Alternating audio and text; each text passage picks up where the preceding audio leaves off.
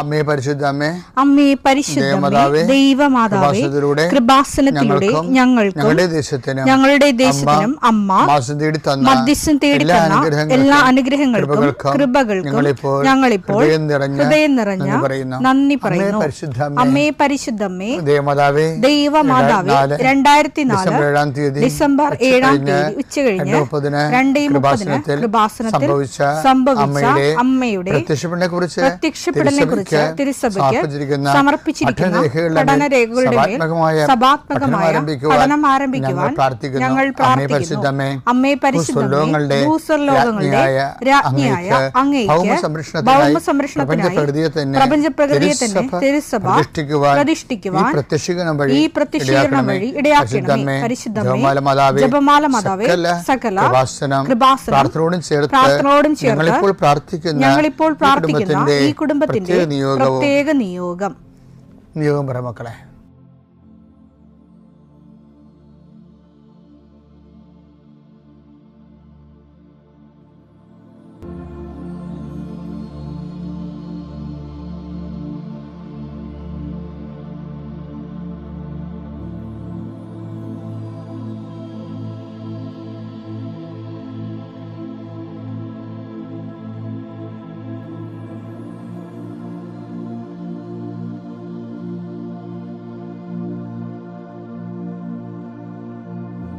അമ്മയുടെ പ്രത്യക്ഷീകരണത്തിന്റെ ഈ അനുഗ്രഹവേളയിൽ ഞങ്ങൾക്ക് സാധിച്ചു തരുവാൻ കനിയണമേ.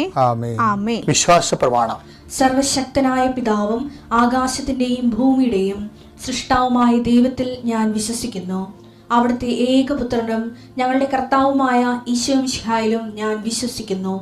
ഈ പുത്രൻ പരിശുദ്ധാത്മാവിനാൽ ഗർഭസ്ഥനായി കന്യകാമറിയത്തിൽ നിന്ന് പിറന്ന് പൊന്തിയോസ് പീലാത്തോസിന്റെ കാലത്ത് പീഡകൾ സഹിച്ച് കുരിശിൽ തറയ്ക്കപ്പെട്ട് മരിച്ച് അടക്കപ്പെട്ട് പാതാളങ്ങളിൽ ഇറങ്ങി മരിച്ചവരുടെ ഇടയിൽ നിന്ന് 3-ാം നാൾ ഉയർത്ത് സ്വർഗത്തിലേക്ക് എഴുന്നള്ളി സർവശക്തിയുള്ള പിതാവായ ദൈവത്തിന്റെ വലതുഭാഗത്തിരിക്കുന്നു. അവിടെ നിന്ന് ജീവിക്കുന്നവരെയും മരിച്ചവരെയും വിധിക്കുവാൻ വരുമെന്നും ഞാൻ വിശ്വസിക്കുന്നു. പരിശുദ്ധാത്മാവിലും ഞാൻ വിശ്വസിക്കുന്നു. വിശുദ്ധ കത്തോലിക്കാ സഭയിലും പുണ്യവാന്മാരുടെ ഐക്യത്തിലും പാപങ്ങളുടെ മോചനത്തിലും ശരീരത്തിന്റെ ഉയർപ്പിലും നിത്യമായ ജീവിതത്തിലും ഞാൻ വിശ്വസിക്കുന്നു. ആമേൻ. സുഖസ്ഥനായ ഞങ്ങളുടെ പിതാവേ, അങ്ങയുടെ നാമം പൂജിതമാകണമേ. അങ്ങയുടെ രാജ്യം വരണമേ. അങ്ങയുടെ തിരുമനസ് സ്വർഗത്തിലെ പോലെ ഭൂമിയിലും ആകണമേ. അന്നു വേണ്ടുന്ന ആഹാരം ഇന്ന് ഞങ്ങൾക്ക് തരണമേ. ഞങ്ങളോട് തെറ്റ് ചെയ്യുന്നവരോട് ഞങ്ങൾ ക്ഷമിക്കുന്നത് പോലെ ഞങ്ങളുടെ തെറ്റുകൾ ഞങ്ങളോടും ക്ഷമിക്കണമേ. ഞങ്ങളെ പ്രലോഭനത്തിൽ ഉൾപ്പെടുത്തരുതേ, തിന്മയിൽ ഞങ്ങൾ രക്ഷിക്കണമേ. ആമേൻ. നന്മ നിറഞ്ഞ മറിയമേ, സ്വസ്തി. കർത്താവ് അങ്ങയുടെ കൂടെ സ്ത്രീകളിൽ അങ്ങ് അനുഗ്രഹിക്കപ്പെട്ടവളാകുന്നു. അങ്ങയുടെ ഉദരത്തിൻ ഫലമായി ഈശോ അനുഗ്രഹിക്കപ്പെട്ടവനാകുന്നു. പരിശുദ്ധ മറിയമേ, തമ്പുരാന്റെ അമ്മേ, പാപികളായ ഞങ്ങൾക്ക് വേണ്ടി ഇപ്പോഴും ഞങ്ങളുടെ മരണസമയത്തും തമ്പുരാനോട് അപേക്ഷിക്കണമേ. ആമേൻ. കർത്താവേ, നിന്റെ ഉന്നതമായ നാമത്തിന് സ്തോത്രം ചെയ്യുന്നു. കർത്താവേ, നിന്റെ വിശുദ്ധ പൗരോഹിത്യത്തെ മഹത്വപ്പെടുത്തണമേ. കർത്താവെ, സഭയിലുള്ള സാന്നിധ്യം പ്രകടമാക്കണം.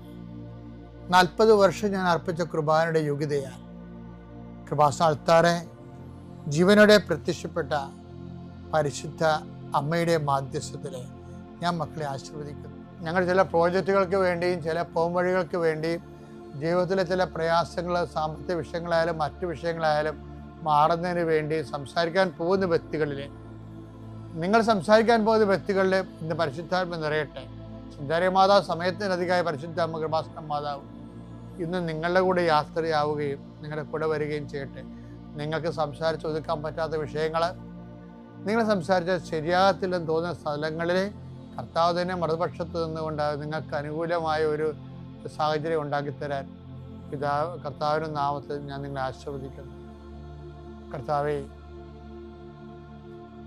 കൃപ വന്ന് പെട്ടിരിക്കുന്ന വഴികൾ ഒരു തീരുമാനം എടുക്കാൻ പറ്റാത്തവർ, പല വിഷയങ്ങളെക്കുറിച്ചും ഏത് ജോലിക്ക് പോകണം, ഏത് നാട്ടിൽ പോകണം, ഏത് രാജ്യത്ത് പോകണമെന്ന് അറിയാൻ പാടില്ലാതെ വിഷമിക്കുന്നവർ, എന്ത് പഠിക്കണമെന്ന് അറിയാൻ പാടില്ലാതെ വിഷമിക്കുന്നവർ, ഒരു തീരുമാനം എടുക്കാൻ പറ്റാത്തവർ, അവർക്ക് പരിശുദ്ധാത്മ പ്രവർത്തിച്ചുകൊണ്ട് അവർക്ക് പുതിയ തീരുമാനം എടുക്കാൻ കർത്താവ് നിങ്ങളെ സഹായിക്കട്ടെ. എൻ്റെ കർത്താവിൻ്റെ ഉന്നതമായ നാമത്തിൽ സഭയുടെ അധികാരത്തിൽ കുരിശിൻ്റെ അടയാളത്തിൽ ദൈവശക്തിയാൽ രോഗപീഠകൾ, വേദന രോഗങ്ങൾ, മറ്റ് വ്യക്തികളുമായിട്ടുള്ള വഴക്കുകൾ, കേസുകൾ, കോടതി കേസുകൾ, പോലീസ് കേസുകൾ, ഇൻ്റർവ്യൂകൾ, ടെസ്റ്റുകൾ, പരീക്ഷാ ഫലങ്ങൾ നിങ്ങൾക്ക് അനുകൂലമായിരിക്കാൻ പരിശുദ്ധ മാതാവിൻ്റെ മധ്യസ്ഥതയിൽ ഞാൻ നിങ്ങളെ യേശുനാമത്തെ ആശീർവദിക്കുന്നു. നിത്യപിതാപുത്രൻ പരിശുദ്ധാത്മാശ്വരശ്വരെ നയിക്കുവാവേ. നമ്മൾ ഇന്ന് ചിന്തിക്കാൻ പോകുന്നത് അടിമനസ്സിലെ അവിശ്വാസം എന്നുള്ള.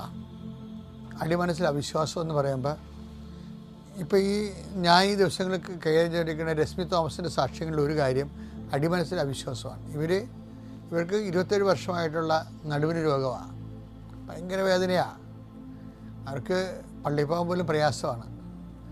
പക്ഷേ അവർ രാത്രി ഈ വേദനയൊക്കെ എങ്ങനെയെങ്കിലും ആശുപത്രിയിൽ പോയാൽ മതി എന്ന് വിചാരിച്ചുകൊണ്ട് അവർക്ക് ഇഴഞ്ഞാണ് അവർ വാഷ്റൂമിൽ പോണത്, തിരിച്ചു വന്ന് ഇഴഞ്ഞാൽ വരുന്നത്. അപ്പോൾ അവർ സൈക്കിളിൻ്റെ ഭർത്താവിനെ വിളിക്കും, ഇതൊക്കെ എങ്ങനെയാണ് ആശുപത്രിയിൽ പോകണമെന്ന് പറയും. അയാൾ വരുമ്പോൾ താമസിച്ച് പോകും, അത് 11 മണിയാവും. അപ്പോൾ അദ്ദേഹം പറയും നമുക്ക് പോയാലോ എന്ന് പറയുമ്പോൾ അവിടെ പറയും ഇനിയിപ്പോൾ ഡോക്ടർമാരൊന്നും നല്ല ഡോക്ടർമാരൊന്നും കാണത്തില്ല, രാവിലെ പോകാം. അപ്പോൾ അവർക്ക് ബോധം വന്നത് എൻ്റെ കുഞ്ഞുങ്ങളെല്ലാം ഉടമ്പടി തൈലം തേച്ചാണ് അവരുടെ രോഗങ്ങളിൽ നിന്നല്ല അവർ മോചിതരാകണത്. കുട്ടികളും പോയി സ്വന്തമായിട്ട് ഉടമ്പടി എടുത്തിട്ടുണ്ട്. അപ്പോൾ പിന്നെ എന്തുകൊണ്ടാണ് എനിക്ക് ഉടമ്പടി തൈലം തേക്കാൻ പറ്റാത്തത്? എനിക്കറിയാമല്ല, ഉടമ്പടി തൈലം എന്ന് പറയുമ്പോൾ ഒരു മരുന്നൊന്നും അല്ലത്, അതൊരു വിശ്വാസ പ്രയോഗമാണ്. എന്ന് വെച്ച് കഴിഞ്ഞാൽ നമ്മൾ ഇപ്പോൾ യേശു കർത്താവാണെന്ന് അത്തരം കൊണ്ട് ഏറ്റുപറയുകയും ദൈവം അവന് മരിച്ചെന്ന് ഉയർപ്പിക്കുകയും ചെയ്യുന്ന ഹൃദയത്തിൽ വിശ്വസിക്കുകയും ചെയ്യുമ്പോഴല്ലേ നമ്മൾ ക്രിസ്തുവിനെ രക്ഷ പ്രാപിക്കണത്. അപ്പോൾ അത് അത്തരം കൊണ്ട് ഏറ്റുപറയുന്ന പോലെ തന്നെ യേശു കർത്താവാണെന്ന് അത്തരം കൊണ്ട് ഏറ്റുപറയും ദൈവന് മരിച്ചെന്ന് ഉയർപ്പിക്കുന്ന ഹൃദയത്തിൽ വിശ്വസിക്കുകയും ചെയ്യുമ്പോൾ ആ വിശ്വസിക്കുന്നതിൻ്റെ ഭാഗമായിട്ടാണ് നമ്മൾ വിശ്വാസ പ്രയോഗം നടത്തും. വിശ്വാസ പ്രഖ്യാപനമുണ്ട്, വിശ്വാസം പ്രാർത്ഥനയുണ്ട്. വിശ്വാസം ദൈവസന്നിധിയിൽ പ്രകടിപ്പിക്കുമ്പോൾ അത് പ്രാർത്ഥനയാകും. വിശ്വാസം ജനങ്ങളുടെ മുമ്പിൽ പ്രകടിപ്പിക്കുമ്പോൾ അത് വിശ്വാസം പ്രഖ്യാപനമാകും. വിശ്വാസം ഒരു വ്യക്തിയിലോ ഒരു സാഹചര്യത്തിലോ പ്രയോഗിക്കുമ്പോൾ അത് വിശ്വാസ പ്രയോഗമാകും. ഉപ്പുടമ്പടി തൈലമൊക്കെ യേശു കർത്താവാണെന്ന് അത്തരം കൊണ്ട് ഏറ്റുപറഞ്ഞ് ദൈവം മരിച്ചെന്ന് ഉയർപ്പിച്ചെന്ന് ഹൃദയത്തിൽ വിശ്വസിക്കുന്നതിൻ്റെ ഭാഗമായിട്ട് തെറ്റാതെ വിശ്വാസ പ്രമാണം ചൊല്ലി കർത്താവെ നിങ്ങൾ കുടുംബങ്ങളിലേക്ക് പോകുവാൻ അവിടെയുള്ള രോഗികളെ സുഖപ്പെടുത്തുവാൻ എന്ന് പറഞ്ഞ വിശ്വസിക്കുന്ന കൂടെ ഈ അടയാളം ഉണ്ടായിരിക്കും എന്ന് പറഞ്ഞില്ലേ? മർക്കോസ് 16:17 വിശ്വസിക്കുന്നവരുടെ കൂടെ അടയാളം ഉണ്ടായിരിക്കും. അവർ എൻ്റെ നാമത്തിൽ പിശാചുക്കളെ ബഹിഷ്കരിക്കും, പുതിയ ഭാഷകൾ സംസാരിക്കും, അവർ സർപ്പങ്ങളെ കയ്യിലെടുക്കും, മാരകമായ എന്ത് കുടിച്ചാലും അത് അവരെ ഉപദ്രവിക്കുകയില്ല, അവർ രോഗികൾ അതാണ് സംഭവം, അവർ രോഗികളുടെ മേൽ കൈവെക്കും, അവർ സുഖം പ്രാപിക്കും. വിശ്വസിക്കുന്നവർക്ക് കർത്താവ് നൽകുന്ന അടയാളം അതിലൊന്നാണ് രോഗസൗഖ്യം. അപ്പോൾ അത് വിശ്വസിച്ചുകൊണ്ട് കർത്താവിൻ്റെ നാമത്തിൽ വിശ്വസിച്ചുകൊണ്ട് യേശു കർത്താവാണെന്ന് കർത്താവിൻ്റെ നാമത്തിൽ വിശ്വസിക്കുന്നത് എന്താണ്? യേശു കർത്താവാണെന്ന് അതിനെ കൊണ്ട് ഏറ്റു പറയണം. ദൈവനെ മരിച്ചെന്ന് ഉയർപ്പിച്ചെന്ന് ഹൃദയത്തിൽ വിശ്വസിക്കണം. എന്നിട്ട് അത് പ്രയോഗിക്കുമ്പോഴാണ് വിശ്വാസ പ്രയോഗം. അതിലാണ് ഈ ഉടമ്പടി തൈലമൊക്കെ തേക്കുമ്പോൾ. പക്ഷേ രശ്മി തോമസ് ഈ ഉടമ്പടി തൈലം എന്തുകൊണ്ട് ഞാനിങ്ങനെ ഉണ്ടെങ്കിലും ഞാനിങ്ങനെ ഉടമ്പടിയിൽ ജീവിക്കുന്നുണ്ടെങ്കിലും ഇതുവരെ ഉടമ്പടി തൈലം അവർ സ്വന്തമായിട്ട് ഉപയോഗിച്ചിട്ടില്ല. അപ്പോൾ അവർ വിശ്വാസപ്രമാണം ചെറിയ സ്വന്തമായിട്ട് ഉപയോഗിച്ചു. ആ സെക്കൻഡ് അവർ സൗഖ്യപ്പെട്ടു. ആ സാക്ഷി നമുക്ക് കേൾക്കാം. അവർ നേഴ്സിംഗ് പ്രൊഫസറാണെന്ന് ഓർക്കണം, അല്ല സാധാരണ ലേഡിയല്ല, നേഴ്സുമാരെ പഠിപ്പിക്കുന്ന പ്രൊഫസറാണ്. പക്ഷെ അവരെ ചെയ്യുമ്പോൾ അവർക്ക് സൗഖ്യം വരുന്നതിൻ്റെ കാരണം ഈ മർക്കോസിൻ്റെ 16:17 അവർ രോഗിയുടെ മേൽ കൈവെക്കും, അവർ സുഖം പ്രാപിക്കും. അവരുടെ അത് കൈവെക്കണമല്ല പ്രശ്നം, വിശ്വസിക്കുന്നതിൻ്റെ കൂടെയാണ്. പക്ഷേ വിശ്വസിക്കുമ്പോൾ ഒരു പ്രശ്നമുള്ളത് നമ്മളെപ്പോഴും ശ്രദ്ധിക്കേണ്ടത്, നമുക്ക് വിശ്വാസമൊക്കെ ഉണ്ട്, പക്ഷേ നമ്മളുടെ വിശ്വാസത്തിൽ ദൈവം അവിശ്വാസം കണ്ടെത്തരുത്. അതൊരു വല്ലാത്ത പ്രശ്നമാണ്. പലരുടെയും വിശ്വാസം ദൈവം, ഇപ്പോൾ ഇവർ തന്നെ ഇത്രയും വലിയ നല്ല ലേഡിയായിട്ട് പോലും അവരൊരു അവിശ്വാസം ഇല്ലായിരുന്ന, അവരുടെ മക്കളൊക്കെ എല്ലാം രോഗപ്പെടുത്തെല്ലാം ദേശം സുഖപ്പെടുമ്പോൾ ഇവരെന്തുകൊണ്ടാണ് ചെയ്യാത്തത്? അവർക്ക് ഒരു അവിശ്വാസം ഉണ്ടാകും അതിനുള്ളിൽ. അതിന് ചിലർക്കാണ് ഈ അഭിഷേകം ഉള്ളത്, വിശ്വാസ പ്രയോഗത്തിൻ്റെ അഭിഷേകം ഉള്ളവർക്കാണ് അത് ചെയ്യാൻ എളുപ്പം. വിശ്വാസ പ്രയോഗത്തിൻ്റെ അഭിഷേകം ഉണ്ടാകണം. ദൈവം അവരുടെ പ്രയോഗങ്ങളെ അംഗീകരിക്കണം. അത് നമ്മുടെ വിശ്വാസത്തിൽ ദൈവം അവിശ്വാസം കണ്ടെത്തരുത്. അതുകൊണ്ടാണ് ഈശോ ചോദിക്കുന്നത്, എങ്കിലും മനുഷ്യപുത്രൻ വരുമ്പോൾ വിശ്വാസം കണ്ടെത്തുന്നില്ലേ? ലുക്കാ 18:8. എങ്കിലും മനുഷ്യപുത്രൻ വരുമ്പോൾ ഭൂമിയിൽ വിശ്വാസം കണ്ടെത്തും. ഭൂമിയിൽ എന്ന് വെച്ച് കഴിഞ്ഞാൽ ഓസ്ട്രേലിയയിലും അമേരിക്കയിലൊന്നും അല്ല, മനുഷ്യൻ്റെ ഹൃദയത്തിലാണ് ഉദ്ദേശിക്കുന്നത്. ഭൂമിയിൽ വിശ്വാസം കണ്ടെത്തുമോ എന്ന് വെച്ചാൽ ഭൂമി വിശ്വാസത്തിനുള്ളിൽ അവിശ്വാസം ഉണ്ടാവുക അതിപ്പോഴും ഉണ്ടല്ല. നമ്മളെപ്പോഴും ശ്രദ്ധിക്കേണ്ടത് നമ്മുടെ വിശ്വാസത്തിൽ അവിശ്വാസം ഉണ്ടോ എന്ന് നോക്കണം. അത് നിരന്തര ശ്രദ്ധ നമുക്ക് ഉണ്ടാകണം. പിതാവിൻ്റെയും പുത്രൻ്റെയും പരിശുദ്ധാത്മാവിൻ്റെയും നാമത്തിൽ. ആദ്യം തന്നെ എനിക്ക് വേദി ഒരുക്കി തന്ന പരിശുദ്ധ അമ്മയ്ക്കും തിരുക്കുമാരനും വിശുദ്ധ മാലാഖമാർക്കും പരിശുദ്ധാത്മാവിനും ഞാൻ ഹൃദയം നിറഞ്ഞ നന്ദി പറയുന്നു. എൻ്റെ പേര് അശ്വതി ചന്ദ്രൻ. ഞാൻ വരുന്നത് പറവൂര് കെടാമംഗലത്തു നിന്നാണ്. 2024 ജനുവരി 24 ഞാൻ ഉടമ്പടി എടുക്കുന്നത്. അതിനു മുന്നേ തന്നെ മാതാവ് ഒരുപാട് പ്രാവശ്യം ഈ ഉടമ്പടിയിലേക്ക് എന്നെ കൊണ്ടുവരാനായിട്ട് നന്നായിട്ട് ശ്രമിച്ചിരുന്നു. പക്ഷേ ആ സമയങ്ങളിലൊന്നും അതിൻ്റെ മഹത്വം മനസ്സിലാക്കി അമ്മയുടെ ആ ഒരു വാല്യൂ തിരിച്ചറിയാനായിട്ട് എനിക്ക് പലപ്പോഴും തിരിച്ചറിയാൻ പറ്റിയില്ല. എന്തെന്ന് വെച്ച് കഴിഞ്ഞാൽ ഈ ഉടമ്പടിയിലേക്ക് വരുന്നതിന് മുന്നേ ഞാൻ PSCക്ക് പഠിക്കുന്ന ഒരു സ്റ്റുഡൻ്റാണ്. അപ്പോൾ വൈകുന്നേരങ്ങളിൽ കുട്ടികളെ വീട്ടിൽ ട്യൂഷനും എടുക്കുമായിരുന്നു. അപ്പോൾ അങ്ങനെ ഇരിക്കെ ഒരു ത്രിസന്ധ്യ നേരത്ത് എൻ്റെ വീട്ടിൽ അടുത്ത ആ ഒരു ചേച്ചി കൃപാസനം പത്രം കൊണ്ടിടുകയുണ്ടായി. അപ്പോൾ എൻ്റെ അമ്മ പറഞ്ഞു, മോളെ അതൊന്നും എടുത്ത് വായിച്ച് നോക്കടി, നീ എന്തായാലും കുറച്ച് നാളായല്ലോ പഠിക്കാൻ തുടങ്ങിയിട്ട്, ജോലിയാണെങ്കിൽ ആവുന്നുമില്ല, ഒന്ന് വായിച്ച് നോക്ക്, ഒരുപാട് അത്ഭുതങ്ങളൊക്കെ സംഭവിക്കുന്ന ഒരിടമാണ്, പറ്റിക്കഴിഞ്ഞാൽ നമുക്ക് വേണമെന്നുണ്ടെങ്കിൽ അങ്ങോട്ടൊന്ന് പോവാം, പ്രാർത്ഥിക്കാം. അപ്പോഴൊക്കെ ഞാൻ അത്യാവശ്യം ക്ലാസ്സിലൊക്കെ നന്നായിട്ട് പെർഫോം ചെയ്യുന്നതുകൊണ്ടായിരിക്കാം ആ ഒരു കോൺഫിഡൻസിൽ ഞാൻ പറഞ്ഞു, വേണ്ട, താൻ പാതി ദൈവം പാതി, ഞാൻ ആദ്യം ചെയ്യാനുള്ള കാര്യങ്ങൾ ചെയ്യട്ടെ, ബാക്കി അമ്മ മാതാവിന് കൊടുക്കാം എന്നുള്ള രീതിയിൽ ഒരു ഓവർ കോൺഫിഡൻസ് എന്നിൽ വന്നിട്ടുണ്ടായിരുന്നു. ജോസഫ് അച്ഛൻ പറയുന്ന പോലെ തന്നെ നമ്മൾ ഏതെങ്കിലും ഒരു കാര്യത്തിൽ ഓവർ കോൺഫിഡൻസ് എവിടെയാണോ വെക്കുന്നത് അവിടെയായിരിക്കും നമുക്ക് ആദ്യത്തെ ബോംബ് വീഴുന്നത്. അതുപോലെ തന്നെ എൻ്റെ കാര്യത്തിലും സംഭവിച്ചു. ആ ഒരു ബോംബ് സത്യം പറഞ്ഞു കഴിഞ്ഞാൽ ആദ്യമൊക്കെ എനിക്കത് താങ്ങാവുന്നതിലപ്പുറമായിരുന്നു. എന്നിരുന്നാലും പിന്നീടുള്ള ഒരു യാത്ര എന്ന് പറയുന്നത് അമ്മയിലേക്ക് എന്നെ കൂടുതൽ അടുപ്പിച്ചു. അങ്ങനെ ഞാൻ PSC ടെസ്റ്റ് എഴുതി അതിനുവേണ്ടി പ്രിപ്പയർ ചെയ്തിരിക്കുന്ന ഒരു സമയത്ത് ഒരു ദിവസം ഉച്ചയ്ക്ക് ഞാൻ തൊഴിൽ വാർത്തയിലെ ക്വസ്റ്റ്യൻസ് ഇതുപോലെ ആൻസർ ചെയ്തുകൊണ്ടിരിക്കുകയായിരുന്നു. ഇപ്പോഴും ഞാൻ ഇടയ്ക്ക് ചിന്തിക്കുമായിരുന്നു, അയ്യോ അമ്മ അങ്ങനെ പറഞ്ഞതല്ലേ, ഞാൻ അങ്ങനെയൊക്കെ പറയുന്നത് എൻ്റെ അഹങ്കാരമാണെന്ന് മാതാവ് കരുതിയാലോ എന്ന് ഞാൻ ആദ്യം ആലോചിച്ചു. പിന്നെ അങ്ങനെ തൊഴിൽ വാർത്തയിലെ ക്വസ്റ്റ്യൻസ് ഇങ്ങനെ ആൻസർ ചെയ്തുകൊണ്ടിരിക്കുന്ന ഒരു ഉച്ച സമയത്ത് എനിക്ക് വയറിൽ വളരെയധികം വളരെ വേദന. ഞങ്ങൾ ഇവിടെ ഞങ്ങളുടെ അടുത്തുള്ള ഡോൺ ബോസ്കോയിൽ കൊണ്ടുപോകുന്നു, പറൂർ ഹോസ്പിറ്റലിൽ കൊണ്ടുപോകുന്നു. ഇവിടെ എല്ലായിടത്തും കൊണ്ടുപോയിട്ട് തന്നെ അവിടെ പരിശോധിക്കുന്ന ആൾക്കാർക്ക് ആർക്കും ഇതെന്താണ്, ഇവളുടെ അസുഖം എന്താണ്, കാരണം ടെസ്റ്റിലൊക്കെ നോർമലായിട്ടാണ് കാണിക്കുന്നത്. അന്ന് അത്ര വലിയ കുഴപ്പങ്ങളുമില്ല. പക്ഷേ എനിക്ക് വേദന സഹിക്കാൻ പറ്റുന്നില്ല. ലാസ്റ്റ് ഇവിടെ കണ്ടമാതിരി കാശൊക്കെ ചിലവാക്കി ഞങ്ങൾ ലാസ്റ്റ് ഡോക്ടർ പറഞ്ഞു, അയ്യോ ഇവിടെ രക്ഷയില്ല കേട്ടോ, കാരണം എടുക്കുന്ന ടെസ്റ്റുകളിലൊക്കെ ഇവൾ ഓക്കെ ആണെന്നാണ് പറയുന്നത്, ഇവൾക്ക് എന്തുകൊണ്ടാണ് പിന്നെ ഈ വയറുവേദന വരുന്നതെന്ന് അറിയില്ല.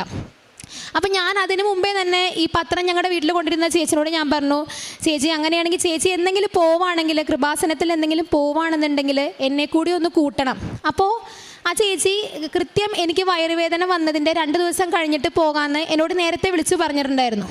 പക്ഷേ അതിന് കൃത്യം ആ സമയത്ത് തന്നെ എനിക്ക് അമ്മ വയറുവേദന തന്നു. എന്നിട്ട് ഞങ്ങൾ നേരെ തന്നെ ലിസി ഹോസ്പിറ്റലിൽ ചെന്നു. അവിടെയും ഇതുപോലെ കണ്ടമാതിരി ടെസ്റ്റും കാര്യങ്ങളൊക്കെ നടത്തിയിട്ട് എന്താണ് അസുഖം അല്ലെങ്കിൽ എന്താണ് അതിൻ്റെ കാരണം എന്നിവർക്ക് തിരിച്ചറിയാൻ പറ്റുന്നില്ല. ലാസ്റ്റ് എന്നെ പണ്ട് അവിടെ ചികിത്സിച്ചിരുന്ന ഒരു ഡോക്ടർ വന്നിട്ട് ചോദിച്ചു, അശ്വതി എനിക്ക് എന്താണ് പ്രശ്നം? അപ്പോൾ ഞാൻ പറഞ്ഞു, ഡോക്ടർ എനിക്ക് വയറുവേദന സഹിക്കാൻ പറ്റുന്നില്ല, നാട്ടിൽ എല്ലായിടത്തും കാണിച്ചിട്ട് അവിടെ എന്താണ് സംഭവം എന്ന് ആർക്കും പറയാനും പറ്റുന്നില്ല. അപ്പോൾ ഡോക്ടർ പറഞ്ഞു, നിനക്ക് വേദനയുള്ള പോർഷൻ മാത്രം നമുക്ക് ലാസ്റ്റ് ഒരു 10 മിനിറ്റ്സിൻ്റെ ഒരു ചെറിയൊരു സ്കാൻ എടുക്കാമെന്ന് പറഞ്ഞു. അങ്ങനെ എടുത്തപ്പോഴാണ് അത് അപ്പൻഡിക്സ് ആണ്. അപ്പൻഡിക്സ് വളരെയധികം വന്നിട്ട് അത് പൊട്ടി വയറാകെ വ്യാപിച്ചിരിക്കുകയാണ്. എത്രയും പെട്ടെന്ന് അത് സർജറി ചെയ്ത് മാറ്റിയില്ലെങ്കിൽ എൻ്റെ ജീവന് തന്നെ ആപത്താണ് എന്ന് ഡോക്ടർ പറഞ്ഞു. ഓപ്പറേഷൻ തിയേറ്ററിലേക്ക് എന്നെ കൊണ്ടുപോകുന്ന സമയത്ത് ഞങ്ങളുടെ വീടിനടുത്തൊരു ചേച്ചി എൻ്റെ കയ്യിൽ ഒരു കാശുരൂപം കൊണ്ടുവന്ന് തന്നു. അന്ന് എനിക്കറിയത്തില്ലായിരുന്നു ഇത് കൃപാസനം മാതാവാണ് അല്ലെന്നുണ്ടെങ്കിൽ മാതാവാണോ എന്താണോ എനിക്കറിയത്തില്ലായിരുന്നു. ഞാൻ ആ കാശുരൂപം നേരെ തന്നെ തിരിച്ചു കൊടുത്തു. ഞാൻ പറഞ്ഞു, ചേച്ചി ഇതകത്തേക്ക് പ്രവേശിപ്പിക്കാമോ എന്ന് എനിക്കറിയാൻ പാടില്ല, ഓപ്പറേഷൻ തിയേറ്ററിനുള്ളിൽ ഇതൊക്കെ കയറ്റുമോ എന്നും എനിക്കറിയില്ല. അങ്ങനെ തന്നെ ഞാനത് തിരിച്ചു കൊടുത്തു. അപ്പോൾ തന്നെ കുറച്ച് നേരം കഴിഞ്ഞ് എന്നെ അവിടെ ഇട്ടു. അവിടെ ഇട്ട് കഴിഞ്ഞതിന് ശേഷം ഒരു മദറോ ആരോ, അവരുടെ മുഖത്ത് നല്ല വെട്ടമായിരുന്നു.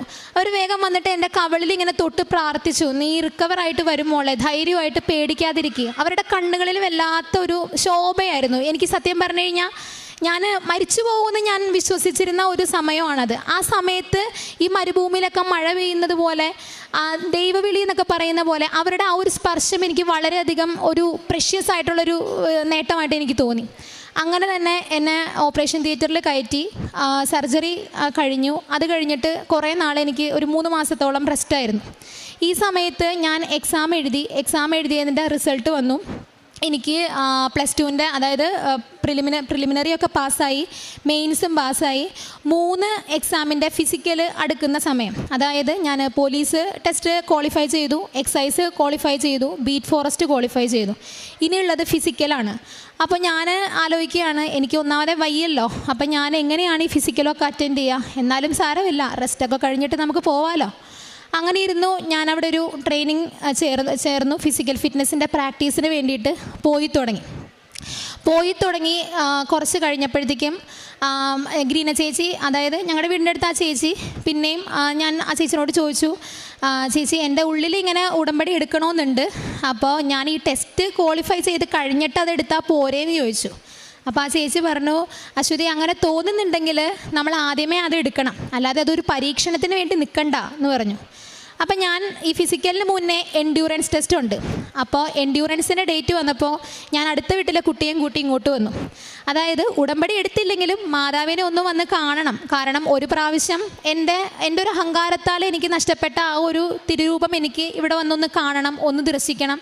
ഉടമ്പടി എടുത്തില്ലെങ്കിൽ എനിക്കൊന്ന് പ്രാർത്ഥിക്കണം എന്നുള്ളൊരു ചിന്തയോടുകൂടി ഞാൻ ഇങ്ങോട്ട് പോന്നു. ഞാൻ പ്രാർത്ഥിച്ചു, അമ്മ എൻഡ്യൂറൻസ് ടെസ്റ്റാണ്, ഞാൻ പറഞ്ഞതും കേട്ടതുമായിട്ടുള്ള കാര്യങ്ങൾക്കൊക്കെ നീ എന്നോട് ക്ഷമിക്കണം, എൻഡ്യൂറൻസ് ടെസ്റ്റാണ്, നീ എന്നെ തുണയ്ക്കണം എന്നൊക്കെ പറഞ്ഞ് ഞാനിവിടെ നിന്ന് അന്നേരത്തെ ഒരു ഉപ്പ് മാത്രമേ ഞാൻ മേടിച്ചുള്ളൂ, ഉടമ്പടി എടുത്തില്ല. തിരികെ ഞങ്ങൾ ബസ്സിൽ കയറുന്ന സമയത്ത് ഒരമ്മാമ്മ വന്നിട്ട് പറയാണ്, നിങ്ങൾ എവിടേക്കാണ് പോകണേ? അപ്പോൾ പറഞ്ഞു, ഞങ്ങൾ ഇങ്ങനെ കൃപാസനത്തിൽ പോയി മാതാവിനെ കണ്ട് പ്രാർത്ഥിച്ച് വരുന്ന വഴിയാണ്. അപ്പോൾ നിങ്ങളെന്ത് ഉടമ്പടി എടുക്കാഞ്ഞേ? അപ്പോൾ പറഞ്ഞു, ഉടമ്പടി എടുത്തില്ല, അമ്മ മാതാവിനെ ഒന്ന് വന്ന് കാണണം, ഒന്നിവിടെ വന്നൊന്ന് കാര്യങ്ങൾ പറയണം, അത്രേ ഉണ്ടായുള്ളൂ എന്ന് പറഞ്ഞു. അയ്യോ മക്കളെ, നിങ്ങൾക്ക് ഉടമ്പടി എടുത്തുകൂടായിരുന്നോ? എന്നിട്ട് അവരുടെ കാര്യങ്ങൾ അവർ കുറേ ഡീറ്റെയിൽ ആയിട്ട് പറഞ്ഞു. ലാസ്റ്റ് അവർ പറഞ്ഞു, ഞാനൊന്നും കഴിച്ചിട്ടില്ല, നിങ്ങളുടെ കയ്യിൽ എന്തെങ്കിലും ഉണ്ടോ എന്ന് ചോദിച്ചു കഴിക്കാനായിട്ട്. അപ്പോൾ എൻ്റെ കൂടെ വന്ന കുട്ടി, അവൾ വെറും വയറോടുകൂടിയാണ് വീട്ടിൽ നിന്ന് പോകുന്നത്. അപ്പോൾ അവൾക്ക് വേണ്ടിയിട്ട് ഞാൻ എൻ്റെ ബാഗിൽ 2 പഴം വെച്ചിട്ടുണ്ടായിരുന്നു. അപ്പോൾ അവളോട് ചോദിച്ചു, എടി നിനക്കിത് വേണോ? അപ്പോൾ പറഞ്ഞു, വേണ്ട, അത് അങ്ങോട്ട് കൊടുത്തേക്കെന്ന് പറഞ്ഞിട്ട് ഞങ്ങൾ അവിടെ നിന്ന് ആ അമ്മക്ക് ആ പഴം കൊടുത്തു. അത് കഴിഞ്ഞിട്ട് ഇതുപോലെ തന്നെ എൻഡ്യൂറൻസിൻ്റെ ഡേറ്റ് വന്നു. എൻഡ്യൂറൻസ് 2 ഞാൻ പാസ്സായി. അത് കഴിഞ്ഞിട്ടായിരുന്നു ഫിസിക്കൽ ടെസ്റ്റ്. അപ്പോഴും ഞാൻ ആലോചിക്കുന്നത് എന്താണെന്ന് വെച്ചാൽ, എൻഡ്യൂറൻസ് മാതാവ് പാസ്സാക്കിയല്ലോ, ഇനി ഫിസിക്കൽ മാതാവ് നോക്കിക്കോളും, അത് കഴിഞ്ഞിട്ട് ഞാൻ ഉടമ്പടി എടുക്കാം. പക്ഷെ ഞാൻ ആ ഒരു ധാരണയായിട്ട് പിന്നീട് ഗ്രൗണ്ടിൽ ചെല്ലുമ്പോഴൊക്കെ എന്താണെന്ന് വെച്ച് കഴിഞ്ഞാൽ, എനിക്ക് ഐറ്റംസ് ഒന്നും അങ്ങനെ അവിടെ 30 പേരുണ്ടെങ്കിലും 29 പേരും അടിപൊളിയാണ്. ആ ഒരു വീക്കായിട്ടുള്ളൊരു സ്റ്റുഡൻറ്റ് ഞാൻ മാത്രമാണ്. അപ്പോൾ ഒരു പക്ഷേ എനിക്കത് ഒട്ടും ചെയ്യാനും പറ്റുന്നില്ല. എനിക്കെന്തോ ഞാൻ ചെയ്യുന്ന കാര്യങ്ങളിലൊക്കെ ഒരു പോരായ്മ പോലെ തോന്നി. അങ്ങനെ ഇരിക്കെ ജനുവരി 16-ാം തീയതി പോലീസിൻ്റെ ഫിസിക്കൽ ടെസ്റ്റായിരുന്നു, 18-ാം തീയതി എക്സൈസിൻ്റെ ഫിസിക്കൽ ടെസ്റ്റായിരുന്നു. ഇതിന് 2-നും ഞാൻ നല്ല അന്തസ്സായിട്ട് തോറ്റു. അത് ഒരു പക്ഷേ എന്നെ മാതാവ് തോൽപ്പിച്ചത് എന്താണെന്ന് വെച്ച് കഴിഞ്ഞാൽ, മാതാവിൻ്റെ മഹത്വം, തിരുക്കുമാരൻ്റെ മഹത്വം സമൂഹത്തിൽ എന്നിലൂടെ പറയിക്കണമെന്ന് ചിലപ്പോൾ എൻ്റെ അമ്മ ആഗ്രഹിക്കുന്നുണ്ടാവാം. അതുകൊണ്ടായിരിക്കാം ഇത്രയും നാളും എല്ലാ കാലത്തും നല്ല രീതിയിൽ പാസ്സായി വരുന്ന എനിക്ക് ആ 2 തോൽവികൾ എന്നെ സംബന്ധിച്ചോളം ഭയങ്കര ഷോക്കായിരുന്നു. പിന്നെ കാരണം അത്രയധികം കഷ്ടപ്പെട്ട് ലിസ്റ്റിൽ വന്ന് നമ്മൾ എൻഡ്യൂറൻസ് ടെസ്റ്റ് പാസ്സായി, ഫിസിക്കലിൻ്റെ സമയത്ത് അത് പൊട്ടിപ്പോയി. ഒരു പക്ഷേ എൻ്റെ ഓവർ കോൺഫിഡൻസും ഉടമ്പടിയിലേക്ക് എന്നെ അടുപ്പിക്കാൻ അമ്മ ശ്രമിക്കുന്നതെന്നുള്ള ഒരു സൂചന ആയിരിക്കണം അത്. അത് കഴിഞ്ഞിട്ട് ഞാൻ വളരെയധികം ഡിപ്രസ്ഡ് ആയിരുന്നു. എനിക്ക് കാണുന്നവരോടെല്ലാം എനിക്ക് ദേഷ്യവും സങ്കടവും, വീട്ടിലെ അമ്മയോടും ആണെങ്കിലും അച്ഛനോടും ആണെങ്കിലും ഒരുപാട് ഹാർഷായിട്ടാണ് ഞാൻ പെരുമാറിയിരുന്നത്. അത് കഴിഞ്ഞിട്ട് എനിക്ക് വളരെയധികം സങ്കടത്തോടുകൂടി ഇങ്ങനെ ഞാൻ പ്രാക്ടീസ് അപ്പോഴും ചെയ്യുന്നുണ്ടായിരുന്നു. വൈകുന്നേരം ഒരു ദിവസം ഗ്രൗണ്ടിൽ പ്രാക്ടീസിന് പോയപ്പോൾ ഞാൻ ഇങ്ങനെ ഇരുന്നുകൊണ്ട് ആലോചിക്കുകയാണ്, ആ ചേച്ചിയെടുത്ത് ഒന്ന് കൃപാസനത്തിലേക്ക് ഒന്ന് എന്നെ കൊണ്ടുപോകാൻ പറഞ്ഞാലോ? ഒരു പക്ഷേ ഉടമ്പടി എടുത്തു കഴിഞ്ഞാൽ ഇനി 3 ടെസ്റ്റിൽ 2 ഞാൻ ഫെയിലായി, 1 കൂടിയേ എനിക്കുള്ളൂ. ഒരു കച്ചിത്തുരുമ്പ് മാതാവ് എവിടെന്നെങ്കിലും എനിക്കൊന്ന് തന്നാലോ എന്ന് ഞാൻ ആലോചിച്ചു. അങ്ങനെ തന്നെ കുറച്ച് കഴിഞ്ഞപ്പോഴത്തേക്കും തന്നെ ഗ്രീന ചേച്ചിയുടെ കോള് വന്നു. അശ്വതി നമ്മൾ പോകുന്നുണ്ട്, നിനക്ക് ഉടമ്പടി എടുക്കണമെന്നുണ്ടെങ്കിൽ എൻ്റെ കൂടെ വായോ എന്ന് പറഞ്ഞു. ഞാൻ അങ്ങനെ തന്നെ ഓക്കെ ചേച്ചി.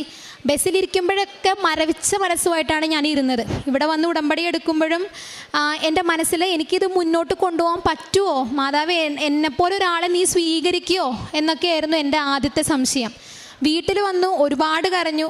അപ്പോൾ ഞങ്ങളുടെ പരിസരത്തെ ഒരു ചേച്ചി ആ സമയത്ത് വീട്ടിലുണ്ടായിരുന്നു. ഞാൻ പറഞ്ഞു, ചേച്ചി എന്നെക്കൊണ്ട് ഇത് കൊണ്ടുപോകാൻ പറ്റുമോ എന്ന് എനിക്ക് അറിയാൻ പാടില്ല, കാരണം ഞാൻ അത്രയും ബിഗ് സീറോ ആയിട്ടിരിക്കുന്ന ഒരു സമയമാണ്.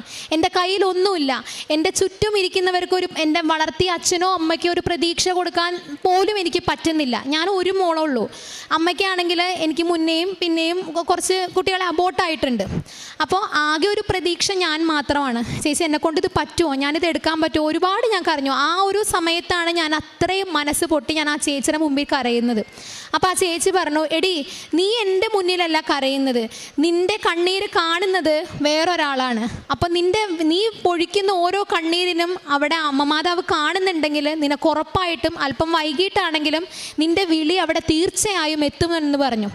അപ്പോൾ എനിക്ക് അത് കഴിഞ്ഞിട്ട് ഞാൻ ഇതുപോലെ തന്നെ കണ്ടിന്യൂസ് ആയിട്ട് പ്രാക്ടീസ് തുടങ്ങി. 3 മാസം കഴിഞ്ഞപ്പോൾ എൻ്റെ ആദ്യത്തെ ഉടമ്പടി പുതുക്കാൻ വേണ്ടിയിട്ട് ഞാനിവിടെ വന്നു. അപ്പോഴും ഞാൻ പറഞ്ഞു, അമ്മ മാതാവേ 3 മാസമായി, എനിക്ക് ഇമ്പ്രൂവ്മെൻ്റ് ഒന്നും ഇല്ലല്ലോ, ഞാനിനി എങ്ങനെയാണ്, ഇനി ആകെ ഒരു ടെസ്റ്റും കൂടി എനിക്ക് ബാക്കിയുള്ളൂ. അത് വന്നു കഴിഞ്ഞാൽ അതിന് ഞാൻ ഫെയിലായി കഴിഞ്ഞ് കഴിഞ്ഞാൽ ഞാൻ പിന്നെ എന്താ ചെയ്യണേ? 1.5 വർഷം 2 വർഷം കഷ്ടപ്പെട്ട് പഠിച്ചതൊക്കെ വെറുതെ ആവില്ല അമ്മേ. എന്തെങ്കിലും ഒരു അടയാളം അല്ലെങ്കിൽ എന്തെങ്കിലും എനിക്ക് വേണ്ടി ചെയ്യണേന്ന് ഒരുപാട് ഞാൻ ഉരുകി പ്രാർത്ഥിച്ചു. അത് കഴിഞ്ഞതിന് കൃത്യം തന്നെ ഏപ്രിൽ മാസം ഞങ്ങളുടെ അവിടെ ഗ്രൗണ്ടിൽ ഒരു സമ്മർ ക്യാമ്പ് പോലെ ഒരു സാറ് അവിടെ സമ്മർ ക്യാമ്പ് പോലെ ഒരു കോച്ചിങ് സ്റ്റാർട്ട് ചെയ്തു. അപ്പോൾ ഞാനിതുപോലെ ഗ്രൗണ്ടിൽ വരും, തന്നെത്താനെ പ്രാക്ടീസ് ചെയ്യും. എല്ലാം ചെയ്യുന്ന സമയത്ത് ഒരു പ്രാവശ്യം ജോഗിങ് ചെയ്തുകൊണ്ടിരിക്കുമ്പോൾ ആ സാറ് എന്നെ വിളിച്ചിട്ട് പറഞ്ഞു, ഞങ്ങളുടെ അടുത്ത വീട്ടിലൊരു ചേട്ടനാണ് ആ സാറിനെ എനിക്ക് പരിചയപ്പെടുത്തി തന്നത്. ആ സാറ് പറഞ്ഞു, ഇയാൾ കുറേയൊക്കെ ആയാലോ കിടന്ന് ചെയ്യുന്നത്, ഞാനൊരു ഓഫർ വെക്കട്ടെ? അപ്പോൾ ഞാൻ പറഞ്ഞു, പറഞ്ഞോളൂ സാർ. അപ്പോൾ പറഞ്ഞു, ഈ കുട്ടികളുടെ കൂടെ തനിക്കൊന്ന് കൂടാമോ? അതായത് സമ്മർ ക്യാമ്പ് എന്ന് പറയുമ്പോൾ ചെറിയ കുട്ടികൾക്കുള്ള ക്യാമ്പാണ്. ഈ കുട്ടികളുടെ കൂടെ തനിക്കൊന്ന് കൂടാമോ? തന്നെ ഞാൻ റെഡിയാക്കി എടുക്കാം, എനിക്ക് 10ൻ്റെ പൈസ തരണ്ടെന്ന് പറഞ്ഞു. എന്തോ എനിക്ക് ആ ഒരു സമയത്ത് അതൊരു ദൈവദൂതനായിട്ട് എനിക്ക് തോന്നി. പുറപ്പാട് 23:20 പറയുന്നത് പോലെ, നിനക്ക് മുന്നേ ഞാൻ എൻ്റെ ദൂതനെ അയക്കും, അവൻ നിൻ്റെ വഴികളിലേക്ക് നിന്നെ നയിക്കും, എൻ്റെ പരീക്ഷണശാലയിലേക്ക് നിന്നെ അവൻ കൊണ്ടുവരികയും ചെയ്യും. ആ വചനം എത്രത്തോളം ആപ്റ്റാണെന്ന് എനിക്ക് ആ സമയത്താണ് മനസ്സിലായത്. കണ്ടിന്യൂസ് ആയിട്ട് ആ സാറിൻ്റെ കീഴിൽ തന്നെ ഒരുപാട് നാൾ ഞാൻ പ്രാക്ടീസ് ചെയ്തു കഴിഞ്ഞു. ആ സമയത്ത് തന്നെ ബീറ്റ് ഫോറസ്റ്റിൻ്റെ ഡേറ്റ് വന്നു. ആദ്യത്തെ ഡേറ്റ് വന്നു, മഴയൊക്കെ കാരണം അത് മാറ്റിവെച്ചു. 2ാമത്തെ ഡേറ്റ് വന്നു. അപ്പം ഞാൻ ആ സമയത്ത് എൻ്റെ ഹോൾ ടിക്കറ്റും കൊണ്ട് ഞാനിവിടെ വന്നു. എന്താണെന്ന് വെച്ച് കഴിഞ്ഞാൽ ഇത് അപ്പം മാറി ഡേറ്റ് മാറ്റി പോവാണല്ലോ. ഞാൻ ചെയ്യുന്ന ഉടമ്പടിയിൽ എന്തെങ്കിലും പോരായ്മ ഇനി അമ്മയ്ക്ക് തോന്നുകയാണെങ്കിൽ അച്ഛനെ വന്നൊന്ന് കാണിക്കണം, അല്ലെങ്കിൽ ആ ഹോൾ ടിക്കറ്റ് ഈ പടി വരെ ഒന്ന് കൊണ്ടുവരണം, ഈ അൾത്താര വരെ ഒന്ന് കൊണ്ടുവരണം എന്ന് എൻ്റെ മനസ്സിലുണ്ടായുള്ളൂ. അതുപോലെ ഞാൻ കൊണ്ടുവന്നു, അച്ഛനെ വന്ന് കാണിച്ചു. അപ്പം എനിക്ക് മുന്നേ കയറിയ ആൾക്കാരോടൊക്കെ അച്ഛൻ പറയുന്നുണ്ട്, ഉടമ്പടി ഉഴപ്പാതെ ചെയ്യണമെന്ന്. അടുത്ത ടേൺ ഞാനാണ്. അപ്പം ഞാനിങ്ങനെ ആലോചിക്കുകയാണ്, അതായത് ഉടമ്പടി എടുത്തിട്ടാണെങ്കിലും എനിക്ക് ആ ദേഷ്യവും കാര്യങ്ങളൊന്നും കൺട്രോൾ ചെയ്യാനായിട്ട് നന്നായിട്ട് പറ്റിയിരുന്നില്ല. അപ്പം ഞാൻ വിചാരിച്ചു, അമ്മ മാതാവ് അച്ഛനിലൂടെ എന്ത് മെസ്സേജ് എനിക്ക് തന്നാലും അത് നല്ലതാണെങ്കിലും ഇപ്പം അച്ഛൻ 2 ശകാരിക്കുകയാണെങ്കിൽ എന്നെ ചെയ്താലും അത് കേൾക്കാൻ ഞാൻ ബാധ്യസ്ഥയാണ്. കേട്ടിട്ട് അത് തന്നെ തുടരാതെ എനിക്ക് നല്ല രീതിയിൽ അത് ചേഞ്ച് ചെയ്ത് കൊണ്ടുവരണമെന്ന് എനിക്ക് തോന്നി. അങ്ങനെ ഞാനിവിടെ ഈ ആൾത്താരയിൽ മുട്ടുകുത്തി നിന്നപ്പോൾ ആ 2 പേരോട് അച്ഛൻ പറഞ്ഞു, ഉടമ്പടി ഉടപ്പാതെ ചെയ്യണം. 3ാമത്തെ ആൾ ഞാനാണ്. എൻ്റെ കയ്യിൽ തലയിൽ കുരിശുരൂപം വെച്ചിട്ട് അച്ഛൻ പറഞ്ഞു, വൈകാതെ വന്ന് സാക്ഷ്യം പറഞ്ഞേക്കണം കേട്ടാന്ന് പറഞ്ഞു. അത്രയും നേരം കരയാതെ നിന്ന് ഞാൻ ഇവിടെ നിന്ന് പൊട്ടി കരയാൻ തുടങ്ങി. കാരണം എനിക്ക് ഒരു കോൺഫിഡൻസ് ഇതുവരെ ഞാനത് പ്രാക്ടീസ് ചെയ്തിട്ട് എനിക്ക് കിട്ടിയിട്ടില്ല. പക്ഷേ അച്ഛൻ്റെ ആ വചനം, അമ്മ മാതാവിൻ്റെ ആ മെസ്സേജ് അച്ഛൻ്റെ നാവിലൂടെ വന്നപ്പോൾ എനിക്ക് വല്ലാത്ത സന്തോഷം തോന്നി. സന്തോഷമല്ല, ഞാൻ കരഞ്ഞു. ഇവിടെ വന്ന് കുറേ നേരം കരഞ്ഞു. ഞാൻ പുറത്തിറങ്ങി ആ വീട്ടിലെത്തി. ആ ചേച്ചിയെ ബസ് സ്റ്റോപ്പിൽ വെച്ച് ഞാൻ വിളിച്ചു, ചേച്ചി ഇങ്ങനെ അച്ഛൻ നല്ലൊരു വർത്താനം എന്നോട് പറഞ്ഞിട്ടുണ്ട് കേട്ടോ. അപ്പോൾ ആ ചേച്ചി പറഞ്ഞത് എന്താണെന്ന് വെച്ചാൽ, അച്ഛൻ നിന്നോട് അങ്ങനെ പറഞ്ഞിട്ടുണ്ടെങ്കിൽ ആ കാര്യം എന്തായാലും അച്ചട്ടായിരിക്കും, നീ അതിനെ വിശ്വസിച്ച് നല്ല രീതിയിൽ നീ മുന്നോട്ട് പോകാമെന്ന് പറഞ്ഞു. എഗെയിൻ ആ ടെസ്റ്റിൻ്റെ ഡേറ്റ് മാറ്റി വെച്ച ടെസ്റ്റിൻ്റെ ഡേറ്റ് പിന്നെയും വന്നു. പിന്നെ വന്നപ്പോൾ നമ്മുടെ കേരളം കണ്ടതിൽ വെച്ച് ഏറ്റവും വലിയ ദുരന്തമായിട്ടുള്ള ഉരുൾപൊട്ടൽ ആ സമയത്ത് നടന്നിരിക്കുന്ന ഒരു സ്റ്റേജായിരുന്നു അത്, വയനാട്ടിലെ ഉരുൾപൊട്ടൽ. ആ സമയം കാരണം എഗെയിൻ ആ ടെസ്റ്റ് പിന്നെയും പോസ്റ്റ്പോൺ ചെയ്തു. അപ്പോൾ എനിക്ക് മനസ്സിലായി ഞാൻ ഉടമ്പടി എടുക്കുന്നതിലുള്ള കുഴപ്പങ്ങളിലല്ല, എന്നെ ഒരുക്കാൻ വേണ്ടിയിട്ട് അല്ലെങ്കിൽ എന്നെ ആ പരീക്ഷണശാലയിലേക്ക് അമ്മയ്ക്ക് അയക്കാൻ വേണ്ടിയിട്ട് അമ്മ എനിക്ക് നീട്ടിത്തരുന്ന സമയമാണത്. അത് ഞാൻ പ്രോപ്പറായിട്ട് യൂട്ടിലൈസ് ചെയ്യണം. പ്രോപ്പറായിട്ട് അമ്മയെ വിശ്വസിച്ച് അമ്മ പറയുന്നതായിട്ടുള്ള കാര്യങ്ങൾ അടിപൊളിയായിട്ട് സമൂഹത്തിന് വേണ്ടി ചെയ്തു കൊടുക്കാൻ എനിക്ക് പറ്റണം. അത് ഞാൻ മനസ്സിലുറപ്പിച്ചു. അങ്ങനെ മനസ്സിലുറപ്പിച്ചു. എഗെയിൻ ഞാൻ പ്രാക്ടീസ് ചെയ്തു. ഈ ഒക്ടോബർ 9 ഞാൻ ബീറ്റ് ഫോറസ്റ്റിന് വേണ്ടി എൻ്റെ കയ്യിൽ 3 ടെസ്റ്റ് ഉണ്ടായിരുന്നു. 2 ടെസ്റ്റ് ഞാൻ ഫെയിലായി. ആകെ ഒരെണ്ണത്തിന് വേണ്ടിയിട്ടാണ് ഞാനിവിടെ ഉടമ്പടി വെച്ചിരുന്നത്. ഇടയിലൂടെ എനിക്ക് ഫയർ വുമണിൻ്റെ എക്സാം വന്നു. ഫയർ വുമണിൻ്റെ എക്സാം പ്രിലിംസ് മെയിൻസ് ഞാൻ ക്വാളിഫൈ ചെയ്തു. ഈ ഒക്ടോബർ 9 ആയിരുന്നു അതിൻ്റെ ഫിസിക്കൽ ടെസ്റ്റ്. ഞങ്ങളുടെ കൂടെ ആ ഗ്രൗണ്ടിൽ തന്നെ പ്രാക്ടീസ് ചെയ്തിരുന്ന ഒരു കുട്ടി ഞാനും കൂടി ഒരുമിച്ച് പത്തനംതിട്ടയിൽ ടെസ്റ്റ് അറ്റൻഡ് ചെയ്യാൻ പോയായിരുന്നു. അപ്പോൾ ഞാൻ ആലോചിച്ചു, എന്തായാലും ബുധനാഴ്ചയാണ് ടെസ്റ്റ്, അമ്മയുടെ 10 പത്രം എന്തായാലും കയ്യിലെടുത്തേക്കാം. കാരണം എന്താണെന്ന് വെച്ച് കഴിഞ്ഞാൽ നമ്മളെ ഏൽപ്പിച്ച ജോലി നമ്മൾ ചെയ്യണം. അമ്മ അത് തരുന്നതോ തരാതിരിക്കുന്നതോ അമ്മയുടെ ഇഷ്ടമാണ്. അമ്മയുടെ ഡയറിയിൽ അമ്മ എന്താണ് എഴുതി വെച്ചിരിക്കുന്നതെന്ന് നമുക്ക് വായിച്ചെടുക്കാൻ പറ്റില്ല. നമ്മുടെ പാത്ത് കറക്റ്റ് ആണെങ്കിൽ ഉറപ്പായിട്ട് അവിടെ പച്ച ടിക്ക് നമുക്ക് വേണ്ടിയിട്ട് വീണിരിക്കും. അങ്ങനെ ഞാൻ വിശ്വസിച്ചു. അമ്മ എനിക്ക് തന്നാലും കുഴപ്പമില്ല, തന്നില്ലെങ്കിലും കുഴപ്പമില്ല. കാരണം എനിക്ക് അമ്മയോട് തരണം എന്ന് വാശി പിടിക്കാൻ അത്ര വലിയ യോഗ്യതയൊന്നും എനിക്കില്ല അമ്മേ. എന്നിരുന്നാലും അമ്മയുടെ വിധി എന്തായിരുന്നാലും ഇനി അങ്ങോട്ട് എളിമപ്പെട്ട് തന്നെ എൻ്റെ കാര്യങ്ങൾ ചെയ്യാൻ എനിക്കുള്ള കൃപ തരണേന്നായിരുന്നു എൻ്റെ പ്രാർത്ഥന മുഴുവനും. അങ്ങനെ തന്നെ ഞാൻ ആ ടെസ്റ്റ് ഞങ്ങൾ തലേദിവസം റൂം എടുത്തപ്പോൾ ഞാൻ അമ്മയോട് പറഞ്ഞു, അമ്മേ പത്രം കൊണ്ട് ഇറങ്ങുന്നുണ്ട് കേട്ടോ, കുറച്ച് പേർക്ക് ഞാൻ പോണ വഴിക്ക് കൊടുത്തേക്കാൻ കേട്ടാ, എൻ്റെ കൂടെ ഉണ്ടെന്ന് അറിയിക്കാനായിട്ട് എനിക്ക് ഒരു അടയാളമെങ്കിലും ഒരേ പോണ വഴി എനിക്കൊന്ന് കാണിച്ചു തരണേ അമ്മയെന്ന് പറഞ്ഞു. അങ്ങനെ തന്നെ ഞങ്ങൾ പത്തനംതിട്ടയിൽ ആ ഗ്രൗണ്ടിലേക്ക് കാറ് വളച്ചെടുക്കുന്ന സമയത്ത് ഞാനപ്പോൾ എൻ്റെ കൂടെ ഉണ്ടായിരുന്ന കുട്ടിയോട് കൃപാസന മാതാവിൻ്റെ അത്ഭുതങ്ങളെയൊക്കെ കുറിച്ച് ഒരുപാട് പറഞ്ഞിട്ടുണ്ട്. അപ്പോൾ ആ കുട്ടി എന്നെ വിളിച്ച് കാണിക്കുകയാണ്, അശ്വതി ഒന്ന് അപ്പുറത്തോട്ട് നോക്കിയെന്ന് പറഞ്ഞു. ഞാൻ നോക്കിയപ്പോൾ എന്താ, അതൊരു പള്ളിയല്ല, അന്ന് അവിടെ ആരാധന അങ്ങനെയൊന്നുമില്ല, ഒരു കാവ് പോലത്തെ ഒരു സ്ഥലം. അതിൻ്റെ ഉള്ളിൽ ഈശോനെ നെഞ്ചി ചാർത്തി മാതാവ് ഇരിക്കുകയാണ്. മാതാവിൻ്റെ ഒരു രൂപം അവിടെ ഇരിക്കുകയാണ് ഞങ്ങളുടെ ഗ്രൗണ്ടിൻ്റെ ആ സൈഡിൽ തന്നെ. ഞാൻ അത്ഭുതപ്പെട്ടു. സാധാരണ പോലീസ് ടെസ്റ്റും കാര്യങ്ങളൊക്കെ നടക്കുന്ന ഗ്രൗണ്ടിൽ ഇതുപോലെ കാര്യങ്ങൾ കൊണ്ടുവെക്കുമോ എന്നൊക്കെ പറഞ്ഞ് ഞാൻ ആദ്യം, മാതാവേ ഞാൻ അടയാളം ചോദിച്ചോളൂ, ആ ഉടനടി തന്നെ നീ എന്നെ ആതിരയിലൂടെ അത് കാണിച്ചല്ലോ എന്ന് പറഞ്ഞ് ഒരുപാട് നന്ദി പറഞ്ഞു. അങ്ങനെ തന്നെ പിന്നെ എനിക്ക് സ്ട്രോങ് ആയി. പിന്നെ ഞാൻ ഡബിൾ സ്ട്രോങ് ആയി. കാരണം എൻ്റെ അമ്മ മാതാവ് എൻ്റെ കൂടെയുണ്ട്. പിന്നെ എന്നെ ആരൊക്കെ തോൽപ്പിക്കാൻ ശ്രമിച്ചാലും പിന്നെ ഞാൻ വീഴില്ല എന്നുള്ള ഉറപ്പ് എനിക്ക് കിട്ടി. അങ്ങനെ തന്നെ രാവിലെ വെളുപ്പിനെ ഞങ്ങൾ എണീറ്റു, കുളിച്ച് അമ്മയ്ക്ക് തിരിവെച്ചു. എൻ്റെ ഒപ്പം തന്നെ ഞാൻ അവളെയും പ്രാർത്ഥനയ്ക്ക് ഇരുത്തി. കാരണം അവൾ പ്രാക്ടീസ് ചെയ്യാൻ തുടങ്ങിയിട്ട് 1.5 മാസമേ ആയിട്ടുള്ളൂ. ഞാൻ 1 വർഷമായി ഞാനിതിൻ്റെ പുറകെ നടക്കുന്നു. അങ്ങനെ അവളും ഞാനും കൂടി ഒരുമിച്ചിരുന്ന് പ്രാർത്ഥിച്ചു കഴിഞ്ഞ് ഞങ്ങൾ ടെസ്റ്റ് അറ്റൻഡ് ചെയ്യാൻ പോയപ്പോൾ എല്ലാവർക്കും ചെസ്റ്റ് നമ്പറൊക്കെ കൊടുത്ത് അണിനിരത്തി നിർത്തിയേക്കണ സമയത്ത് ഞങ്ങളുടെ ആയിരുന്നു ഫസ്റ്റ് ബാച്ച്. അങ്ങനെ തന്നെ ആ ഓഫീസർ വന്നുകൊണ്ട് പറയാണ്, അവർ ഇത്തിരി ഇൻസ്ട്രക്ഷൻസ് തന്നതാണെങ്കിലും നമുക്കതൊരു ഡീമോട്ടിവേഷൻ പോലെ ആയിരുന്നു. ഇൻസ്ട്രക്ഷൻസ് ഇത്രയേ ഉണ്ടായുള്ളൂ.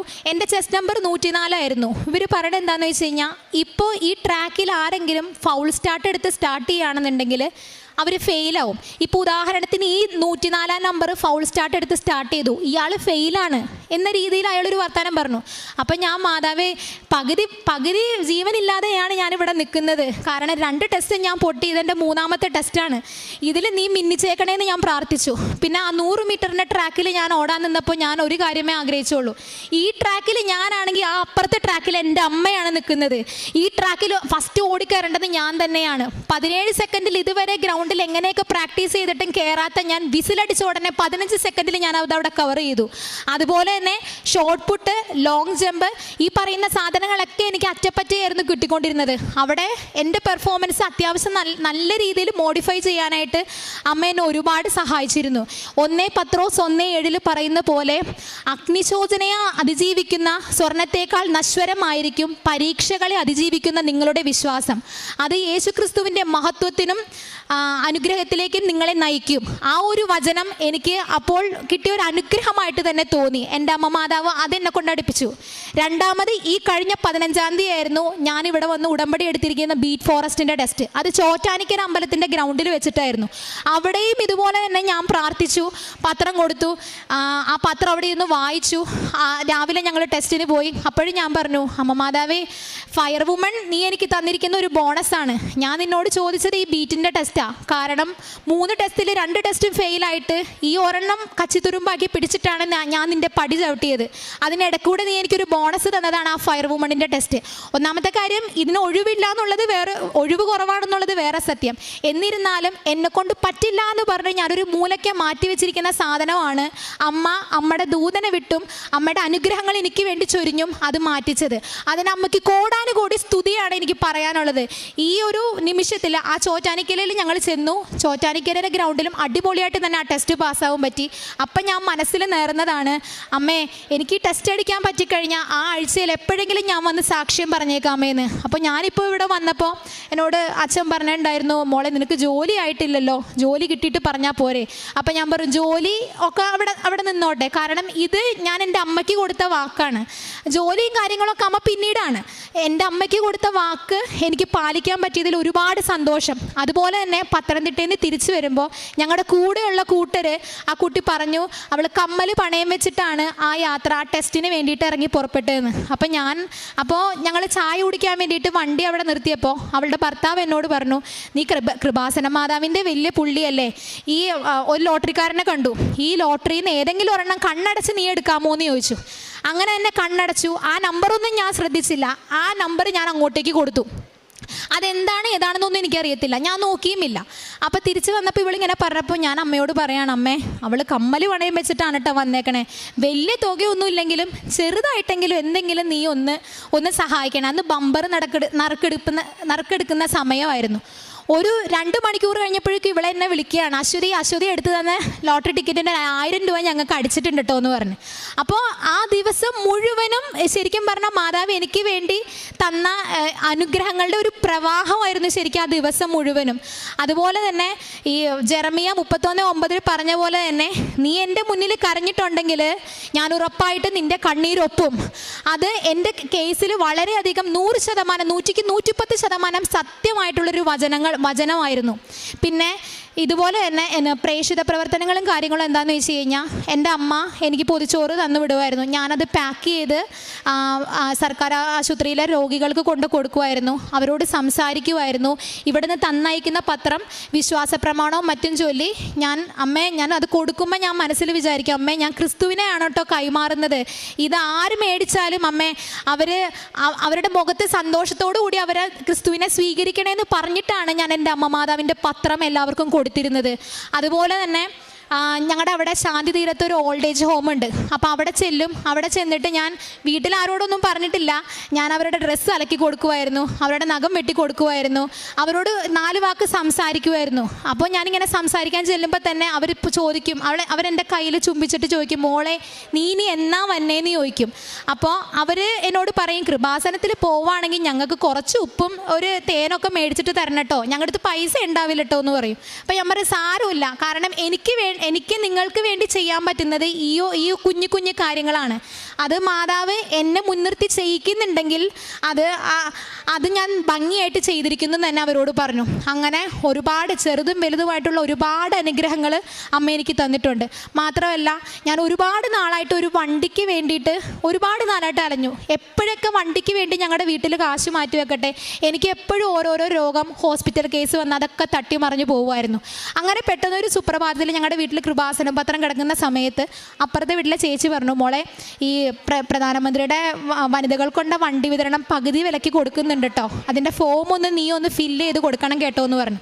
അങ്ങനെ തന്നെ അമ്മയുടെ പത്രത്തിൻ്റെ മുകളിൽ വെച്ചിട്ടാണ് ഞാൻ പറഞ്ഞു, അമ്മേ 2-3 പ്രാവശ്യം നമ്മൾ വണ്ടിക്ക് വേണ്ടി വെച്ചിരിക്കുന്ന പൈസയൊക്കെ ഹോസ്പിറ്റലിൽ പോവാണ്, ഇത് നീ ആയിട്ട് മീഡിയേറ്റ് ചെയ്ത് തരേണ്ട കാര്യമാണ് എന്ന് പറഞ്ഞിട്ട് ഞാൻ അവിടെ വെച്ച് തന്നെ ആ ഫോം ഫില്ല് ചെയ്തിട്ട് ഞാൻ കൊടുത്തു.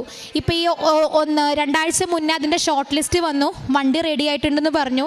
അപ്പോൾ ഞാൻ ഒരു പൂവാണ് ഞാൻ അമ്മയോട് ചോദിച്ചത്, അമ്മ എനിക്കൊരു പൂക്കാലമാണ് തന്നത്, ഇതിന് ഞാൻ സമയഘടികാരം നെഞ്ചിൽ ചാർത്തിയ എൻ്റെ അമ്മ എൻ്റെ സമയം മൊത്തം ഷോർട്ടൺ ചെയ്ത് എന്നെ അതിനു വേണ്ടി സെറ്റാക്കി അത് പ്രാക്ടീസ് ചെയ്യിപ്പിച്ച് എന്നെ അത് അടുപ്പിച്ച് വിജയിപ്പിച്ചതിന് അമ്മയോട് എത്ര നന്ദി പറഞ്ഞാലും എനിക്ക് മതിയാവില്ല.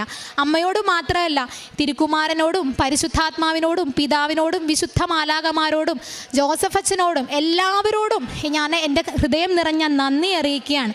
എപ്പോഴും ഞാൻ പറയണമെന്ന് വിചാരിക്കും. ജോസഫ് അച്ഛൻ എന്ന് പറയുന്നത് അമ്മ നമുക്ക് തന്ന വലിയൊരു ഗിഫ്റ്റാണ് ശരിക്കും. അച്ഛൻ്റെ ഓരോ പ്രഭാഷണങ്ങൾ, ഓരോ ധ്യാനങ്ങൾ, ഉടമ്പടി ധ്യാനങ്ങൾ, അതുപോലെ ഉപവാസത്തിലൂടെ നമുക്ക് മറ്റുള്ളവർക്ക് വേണ്ടി ചെയ്യാൻ പറ്റുന്ന കാര്യങ്ങൾ, നമ്മൾ വിശന്നിരിക്കുമ്പോൾ മറ്റുള്ളവനെ ഊട്ടാനുള്ളൊരു മനസ്സ്, എല്ലാം ഈ അച്ഛൻ്റെ പ്രഭാഷണത്തിൽ നിന്ന് നല്ല കൃത്യമായിട്ട് നമുക്ക് മനസ്സിലാവുന്ന കാര്യങ്ങളാണ്. ഇനിയും അച്ഛന് അതുപോലെ തന്നെ എല്ലാവരെയും ഉദ്ബോധിപ്പിക്കാനുള്ള വചനങ്ങൾ അമ്മ മാതാവ് കൊടുക്കട്ടെ എന്ന് ഞാൻ പ്രാർത്ഥിക്കുകയാണ്, പ്രത്യാശിക്കുകയാണ്. എന്നെ മാത്രമല്ല, ഇവിടെ കൂടിയിരിക്കുന്ന എല്ലാവരുടെയും സങ്കടങ്ങളും എല്ലാം എൻ്റെ അമ്മ മാതാവ് ഏറ്റെടുക്ക് നിങ്ങളെ എല്ലാം ആ കൃപയ്ക്ക് ഇരയാക്കട്ടെ, എല്ലാവരുടെയും മേൽ അനുഗ്രഹം വർഷിക്കട്ടെ എന്ന് ഞാൻ ആശംസിക്കുകയാണ്. 2-3 തവണ അമ്മ മാതാവ് എൻ്റെ സ്വപ്നത്തിൽ വന്നിട്ടുണ്ടായിരുന്നു. അതിനകത്ത് ഞാൻ ആദ്യം തന്നെ ഉടമ്പടി എടുത്തിരിക്കുന്ന സമയത്ത് രാത്രി ഇതുപോലെ കിടന്നുറങ്ങുന്ന സമയത്ത് ഒരു ജെംസ് മിഠായിയുടെ ഒരു മലയുടെ മോളിൽ നിന്ന് മാതാവ് ഇടിഞ്ഞു നിൽക്കുന്നതൊക്കെ ആയിട്ടാണ് കണ്ടിരിക്കുന്നത്. അപ്പോൾ ആ സമയത്ത് ഞാൻ വളരെയധികം പേടിച്ച് വിറച്ച് മുറിയിൽ നിന്ന് പുറത്തിറങ്ങി ഓടിയൊരു സമയം ഉണ്ടായിരുന്നു. പിന്നീടാണ് എനിക്ക് മനസ്സിലായത് അത് നമ്മളെ പേടിപ്പിക്കാനല്ല, നമ്മുടെ കൂടെ ഉണ്ടെന്ന് അറിയിക്കാൻ വേണ്ടിയിട്ടുള്ളതാണ്.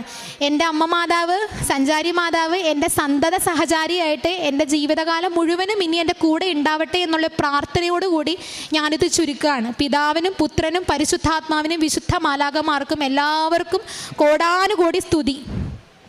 സുഭാഷിതങ്ങളുടെ പുസ്തകം 3-ാം അധ്യായം 5-6 തിരുവചനങ്ങൾ. കർത്താവിൽ പരിപൂർണ ഹൃദയത്തോടെ വിശ്വാസമർപ്പിക്കുക, സ്വന്തം ബുദ്ധിയെ ആശ്രയിക്കുകയും അരുത്. നിൻ്റെ എല്ലാ പ്രവൃത്തികളും ദൈവവിചാരത്തോടുകൂടെ ആവട്ടെ, അവിടുന്ന് നിനക്ക് വഴി തെളിച്ചു തരും. അശ്വതി ചന്ദ്രൻ എന്ന ഈ മകളുടെ ജീവിതത്തിൻ്റെ വിശ്വാസ വഴികളെയാണ് നമ്മോട് സാക്ഷ്യപ്പെടുത്തിയത്. അമ്മ മാതാവിൻ്റെ ഉടമ്പടി ജീവിതത്തിലേക്ക് വരുന്നതിന് മുമ്പുള്ള ജീവിതവും അതിൻ്റെ പരിശ്രമങ്ങളും, ഉടമ്പടി ജീവിതത്തിലേക്ക് വന്നതിന് ശേഷമുള്ള ആത്മീയമായ താല്പര്യങ്ങളും വളർച്ചയും അനുഗ്രഹങ്ങളുടെ പ്രവാഹങ്ങളെയുമാണ് മകൾ നമ്മോട് പങ്കുവയ്ക്കുന്നത്. ഓരോ മകളുടെ വാക്കിലും നമ്മൾ കണ്ടെത്തുന്നത് ദൈവസ്നേഹത്തിൻ്റെ സാക്ഷ്യമാണ്.